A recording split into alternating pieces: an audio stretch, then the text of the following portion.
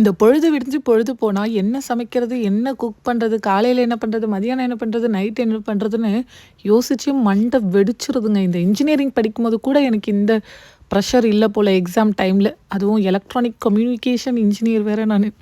So அப்படியே கிச்சன கொஞ்சமா clean பண்ணிக்கிட்டு என்ன செய்யலாம் அப்படின்னு நெனச்சுட்டே இருந்தேன். அப்புறம் சைட்ல கொஞ்சம் ஸ்நாக்ஸ இறக்கிட்டு க்ரோசரி ஷாப்பிங் போயிட்டு வந்திருந்தப்ப, வாரம் ஒரு காய்கறின்ற மாரி இந்த வாரம் புடலங்கா வாங்கிட்டு வந்தேன். இத வச்சு கூட்டு மாரி பண்ணலாம்.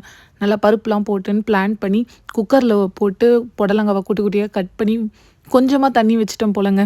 என்னடா ஒரே கருகுற ஸ்மெல்லு வருதுன்னு பார்த்தா, குக்கர் உள்ளருந்து வருது. அதோட கடகடன்னு குக்கர் ஆஃப் பண்ணிட்டு ஓப்பன் பண்ணி பார்த்தா, பாதி புடலங்காவும், பருப்பும் கருகி போயிடுச்சு. அதோட மீதி பாதிய எடுத்து சும்மா கூட்டு மாரி பண்ணிட்டு, அப்புறம் முட்டை ஆம்லேட் போட்டுட்டு அப்பளம் பொரிச்சாச்சு. டால் கருகி போனது யாருக்கும் தெரியாம அப்படியே மூடி மறைச்சு குழம்ப ஊத்தி சாப்பாட போட்டு சாப்பிட வச்சாச்சு. அப்புறமா ஸ்ட்ராங்கா ஒரு காஃபி போட்டு குடிச்சாச்சு. நல்ல க்ரீமியான காஃபி.